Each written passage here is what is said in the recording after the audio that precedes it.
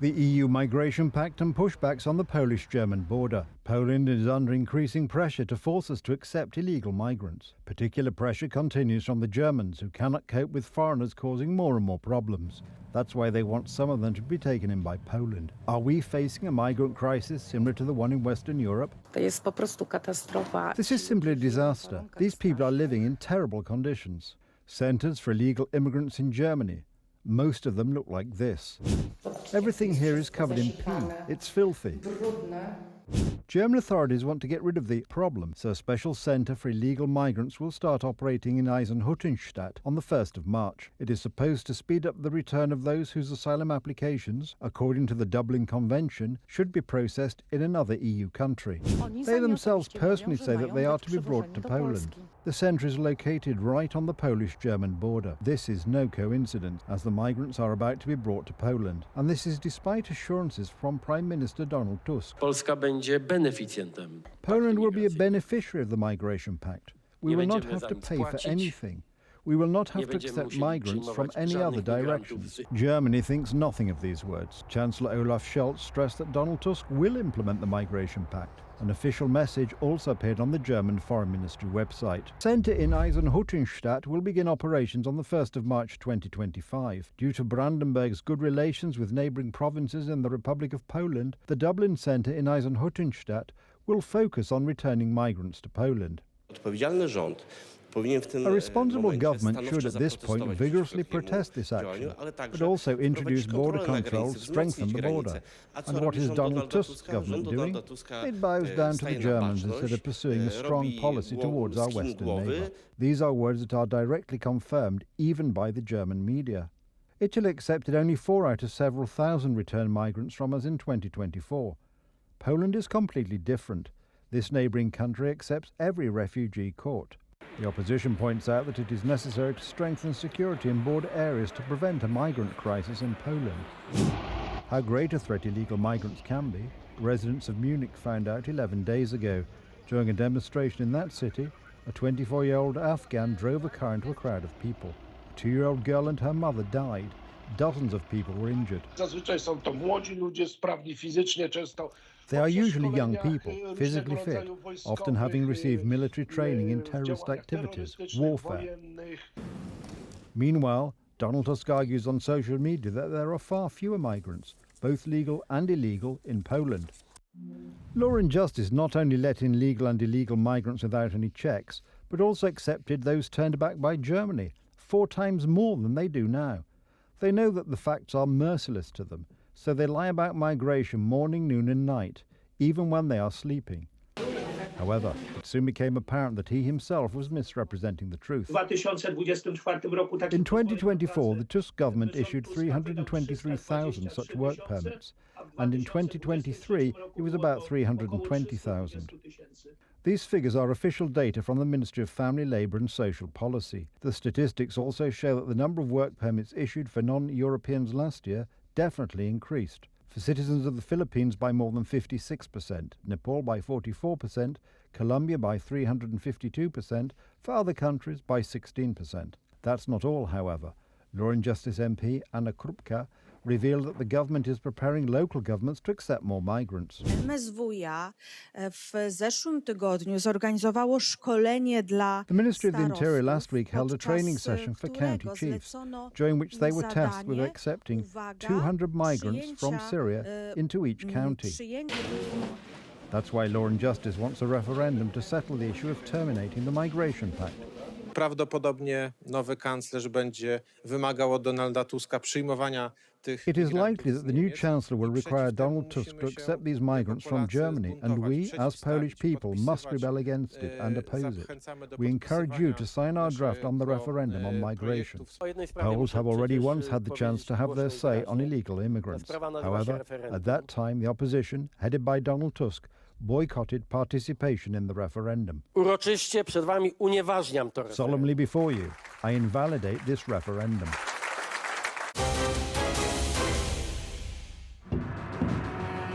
Years of Russian barbarism, murdering innocent people, kidnapping children, destroying cities. The full-scale invasion of the Kremlin criminals has been going on for 1,097 days. And each day, civilians have died from Russian attacks, defenseless victims of the madness of this war. Від початку путінської триденної It's been 3 years since Putin launched a 3-day special operation. Ukraine is alive, defending itself, and has friends. This year must be a year of peace. Putin will not give it to us, but we will achieve it through strength, wisdom, and unity. A truce in Ukraine is being O sought rozejm by na President Ukrainie Donald zabiega Trump, prezydent Donald who says Trump, który bluntly mówi that the most wprost, że important thing najważniejsze now teraz to is to ratowanie save the życia lives of zwykłych ordinary ludzi, people którzy who najbardziej most pragną want pokoju. peace. We want to stop killing millions of people. You have young soldiers being killed. If you saw the pictures that I saw of the battlefield from satellite, you've never seen any pictures like that. Soldiers are being killed by the thousands a week, thousands of soldiers a week. As we speak, they're being killed. That's why I want to see a ceasefire and I want to get the deal done.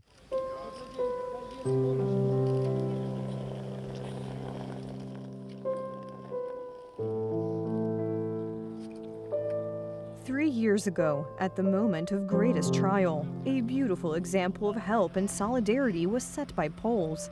We opened our borders and hearts to the most vulnerable victims of that war, women and children. In our country, they found shelter and a chance for a normal and safe life. To zachowanie Polaków i Polski było The wspaniałe. behavior of Poles in Poland was wonderful at that time. One thing mattered: to help the attacked Ukrainian nation attacked by Russia. Russia, which is also our historical enemy, and its imperial policy, Putin's imperial policy, is an existential threat to Poland. So it was obvious to us that what the late Polish President Lech Kaczyński said back then, Świętej pamięci prezydent profesor Lech Kaczyński. first Georgia, then Ukraine, then the Baltic states, and finally maybe my country, Poland. As he said at the time, well, and according to this maxim, we helped the Ukrainians knowing that we were also helping ourselves. For this help, the Ukrainian ambassador to Poland thanks the Polish people. I would like to thank you sincerely for being so open, for your help, for all that Poland did then and is doing today for Ukraine and for Ukrainians, and in general for your support in today's difficult times. trudnych czasach. Zaniesienie pomocy. Today, Polish President Andrzej Duda presented state decorations, gold and silver crosses of merit, and crosses of merit for bravery to civilians and soldiers who have shown courage in helping their Ukrainian neighbors in need. Dziękuję, że niesiecie Thank you for bringing help from the heart, out of a need for support and out of love for another human being, for our neighbors from Ukraine. But thank you also for representing the Republic of Poland and its interests beautifully in this way. Politą i jej interesy. Poland did not leave Ukraine in its hour of need. From the first hours, Ukrainians could count on the support of Poles. And just 3 weeks after the outbreak of full-scale war, the first foreign delegation headed by Law and Justice Chairman Jarosław Kaczyński traveled to Kiev. Today, Ukraine is defending itself on the Eastern Front and attacking on enemy soil in the Kursk region.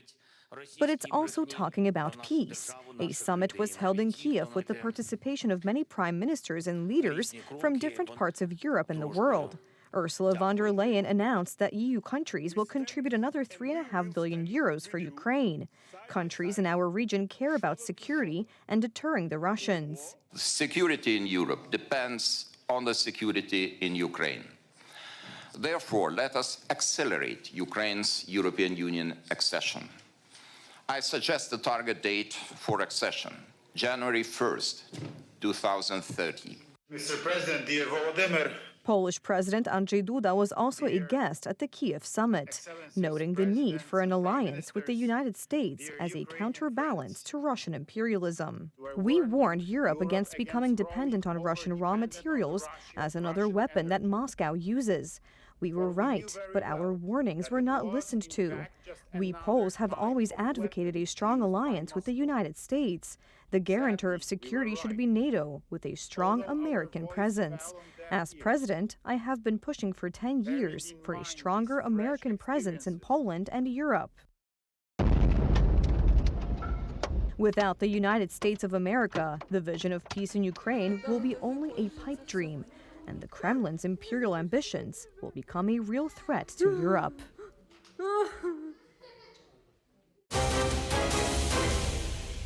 A show of strength on a day of mourning. A Hezbollah leader killed in an Israeli airstrike last September was buried in Beirut. Tens of thousands of supporters of the militant terrorist group poured into the Lebanese capital. At the climax of the ceremony, Israeli planes flew over the heads of the mourners. This is a very clear forecast of developments in the Middle East. This was to be a demonstration of support for Islamic terrorists, the likes of which the world has not seen since the defeat of the Islamic State. Hezbollah, contrary to all rumours, has not disappeared, and although its structures have been significantly weakened, it still poses a credible threat to Israel. We will not surrender, and we will not stand by and accept the killing and occupation of our land. Hassan Nasrallah was killed in an Israeli airstrike on Beirut last September. Shortly thereafter, the Israeli military invaded southern Lebanon. Despite an announced ceasefire, fighting continues in the region. I suggest that Nasrallah's successor should not miscalculate Israel's resolve as his predecessors did, or he will pay a very high price. Israel sent a clear message to Hezbollah.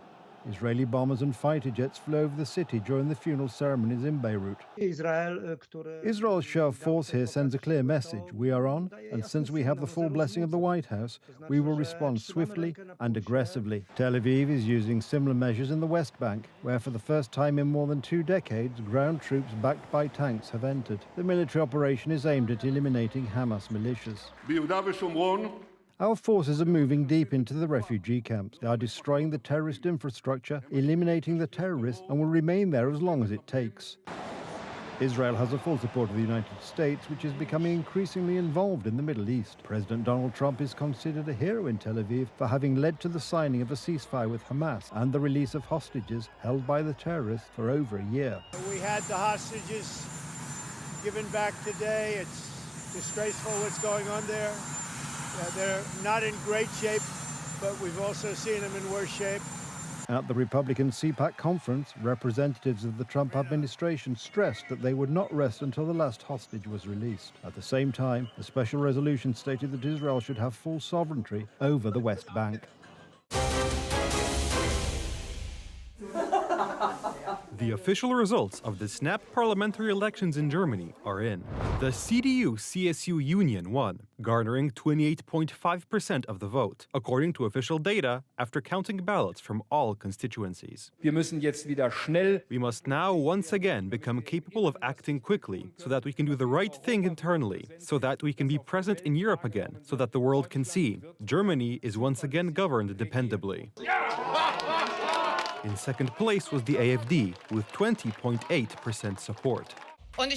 We doubled our last result. They wanted to halve it. The opposite happened. Our hand will always remain extended to participate in governing, to implement the will of the people, the will of Germany. We are ready to participate in governing. But a coalition between the CDU-CSU and the AfD is not likely. Friedrich Merz's grouping will most likely form a government with incumbent Chancellor Olaf Scholz's party, the SPD, which is voted for by 16.4% of voters.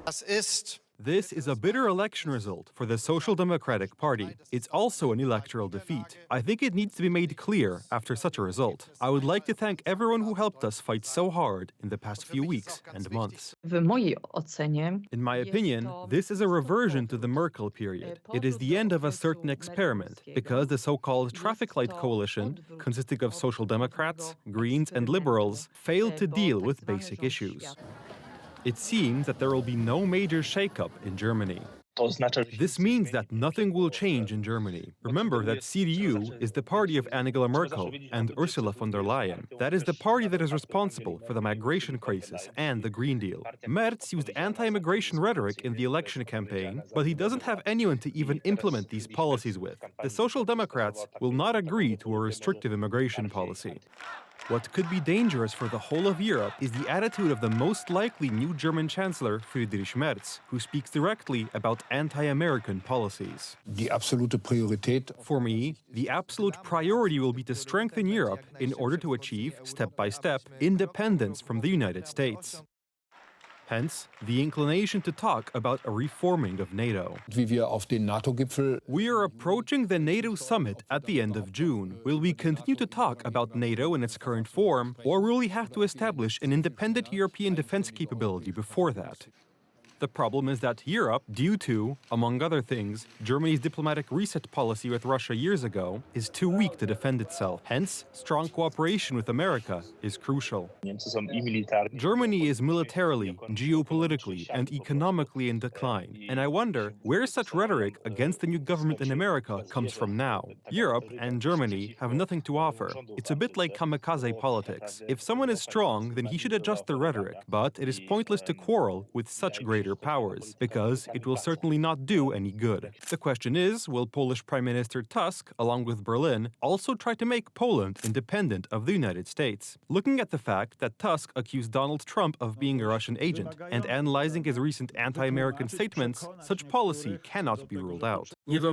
I can't imagine Germany not becoming a leading state in the issue of common European security, including Polish security. To understand Donald Tusk, you need to know his political history. The CDU, which is now coming back to power in Germany, allegedly financed a Polish party called the Liberal Democratic Congress in the 1990s, Donald Tusk's first party, which later became the Civic Platform. To a journalist's question whether the Liberal Democratic Congress had help from the CDU, I confirm that Tusk has always shown fondness for this German party. Your art of governing was a blessing, not only for Germany, but for the whole of Europe. That is why many expect Tusk to adopt an attitude of total submission to the new government in Berlin. Since Merz has announced independence from the United States, a similar dangerous policy may be pursued by Tusk, who has pursued such a policy in the past with his government.